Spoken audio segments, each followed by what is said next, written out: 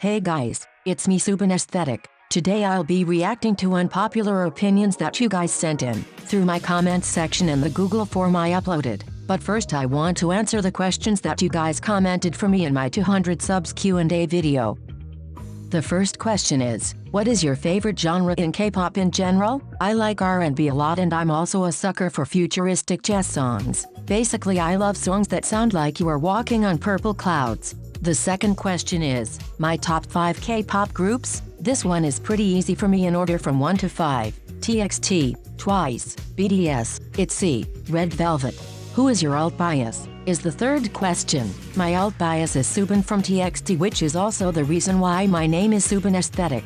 The fourth question is, how long does it take to make a video? To make a 10 to 12 minute video takes about 4 to 5 hours if I'm doing it without stopping. But because I do take breaks from my computer, making a full video takes about a day and a half at most. I really try to take my time and be careful with my posts, especially if I'm not proud of the video I created. So please bear with me if sometimes my schedule is a bit off. I just want to give you all the best content possible. The fifth question is, by the way, are you more of an ARMY or a MOA? I used to be fully ARMY and partially MOA, but I'd say I'm more of a MOA than an ARMY now. The sixth and final question is, are you usually caught up with school? If so, could you leave tips to stay active even if you're unmotivated or is busy with school? I'd say I'm a good student for majority of my subjects. It's definitely hard at times, and I remember when I first started my channel I would be editing my videos whenever I'd get a break in between my classes, while also doing the work that I was given. The best advice I'd give for someone who has to juggle school and a YouTube channel would be to make sure you have your priorities straight.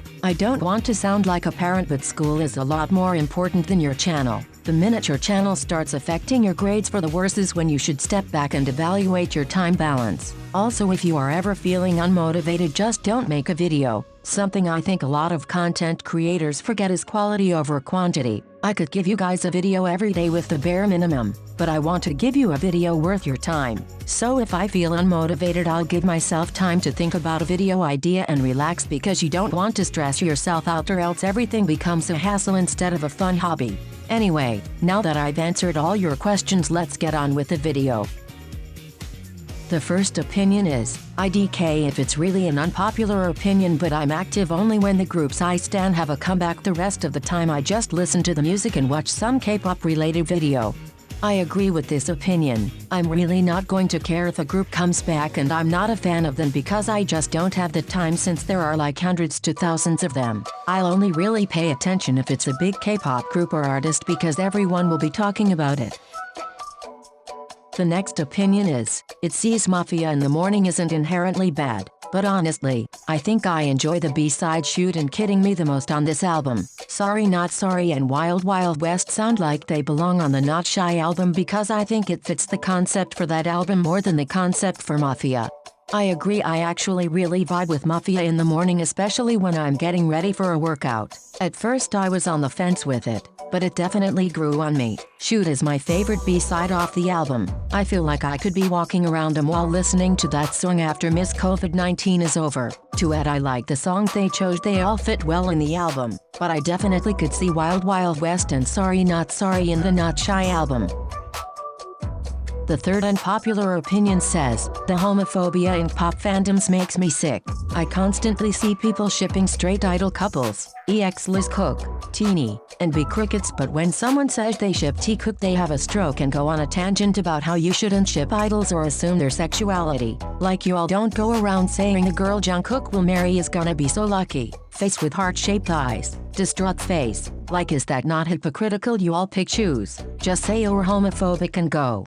I already said how I feel about shipping in general when it comes to K-pop. Straight or not, it's weird to ship real people because you aren't in the know about what they like and who is a part of their love life. But if you are complaining about same-sex ships but you are also condoning straight ships that breath toxicity, then you might want to check your own biases. Fan fiction isn't that problematic, it's just that most people take it too far and it becomes really toxic.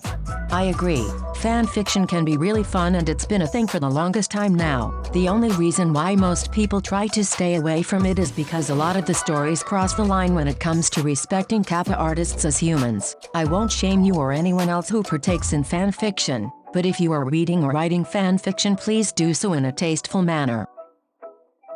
The next unpopular opinion is, Onius has one of the best discographies in K-pop. I'll be very honest, I haven't listened to Onius since Valkyrie, but I did hear that their recent comeback was good, so I'll have to check it out. Stop saying a K-pop idol is untalented just because they can't dance or sing or rap as well as the other members. As long as an idol is heavily skilled in one out of the three of the main skills in K-pop, then they are not untalented. I've seen people say Momo is an untalented idol just because she can't sing that well. I've also seen people say the same thing to Jin just because he can't dance as well as the others. I agree. Talented does not mean you are a triple threat. That's called being multi-talented. I personally prefer when a K-pop artist has something they are very good at instead of a bunch of things they are subpar at. Now, of course you have those exceptions where there are triple threats who are ridiculously good at everything. But don't shame a K-pop artist for being good at just one thing and subpar at the other elements, especially if they are trying to get better and you can see it. Mark is definitely one of the best rappers in K-pop, but I feel like no one takes him seriously, since he's under SM. Mark is definitely one of those rappers who I enjoy in K-pop just because of the sheer amount of energy that he puts into his lines. I do feel like people undermine SM rappers because of how the company is known as the Good Vocals Bad Rappers Company, but he's pretty good and I enjoy whenever he raps. Here is one opinion from Rainbow's Luna on YouTube. Twice's mature concepts are better than their cute ones. I agree. Concept-wise, I always like their more mature concepts, but I do have a soft spot for songs like Cheer Up and Signal. I'm happy that Twice have been trying more mature concepts in their recent comebacks though, and I can't wait to see what they will do with the next for Taste of Love. Personally, I'm getting Dance the Night Away vibes, but with more sauce. The next unpopular opinion is, I don't get the hype around Black Swan. It's a great song, but it just sounded average to me. I don't really agree with this opinion. I loved Black Swan since the first time I listened to it, and I definitely can see why so many people have it as one of BTS' best tracks. It's a nice song to listen to and the auto-tune really complements the instrumental.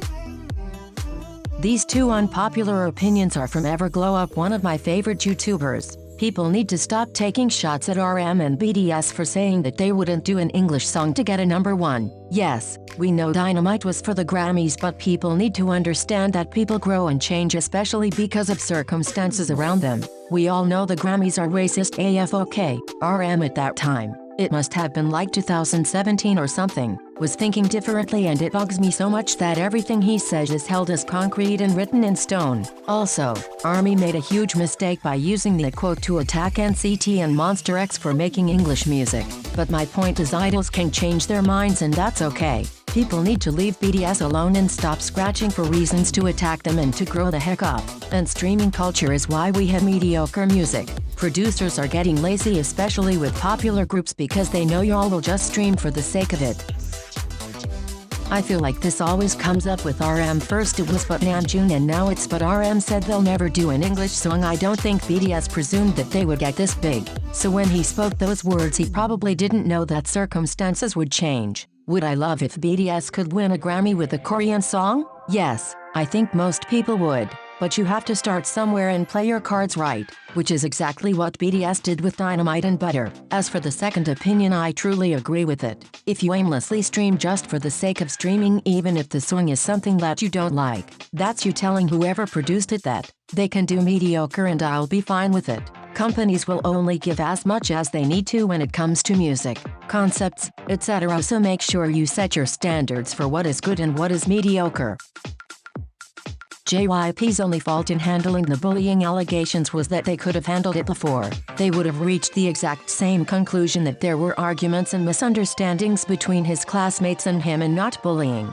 JYP was never really good at background checks when it came to their trainees. I mean, remember that whole scandal where one of their trainees was found to be a bully in his school days? JYP could definitely do better with these scandals if they just made sure to thoroughly check each trainee and try to fix the problem before it comes to the surface years later to haunt the idol. This doesn't just go for JYP, but every company that struggles with controversies like this. The last and final opinion for this video is, if fans actually cared about their faves, When their idols did something wrong, they would use the energy they use arguing on Twitter to educate their faves. The sad truth is that many of K-pop fans are uneducated themselves, and hate the idea of their faves being criticized in any way. So if the idol doesn't apologize, it gets swept under the rug. Their actions are downplayed, or fans make excuses like it's the company's fault. This is something that bugs me so much when it comes to K-pop stans. Most if not all of us do not know a lot about what we are talking about when it comes to social issues unless you've been away-faced them yourselves or have done research on it. Stop going on Twitter to always tell why your fave is right when they are clearly in the wrong, and stop trying to clear the searches when what they did wrong is being talked about. It's crazy how so many stans will say, it's not about K-pop, it's about this issue, then the next day when it's their fave doing something problematic it's just K-pop. And but what about your fave? I'm just so sick and tired of it. If you can't look at a situation objectively without your emotional attachment towards these people butting in the way, then keep your mouth shut, because no one wants to hear that. Also, just to add, I don't condone hate online, so I do think that if you are criticizing an idol for their actions, do not put a label on them, and also do not go off topic from the actual problematic behavior. Thank you for sticking all the way to the end of my video. I want to thank you for the floods of opinions that you gave me. Even if I didn't put them in this video, I definitely will try to in the next. Anyway, please like, share this video so that I know you are enjoying what I post, if you want to, and subscribe to my channel so you can be the first to know when I post. My social media will be in the description, where I'll keep you updated on my editing and what comebacks I'm looking out for. Be safe, wear your mask, and as always, stay sunny.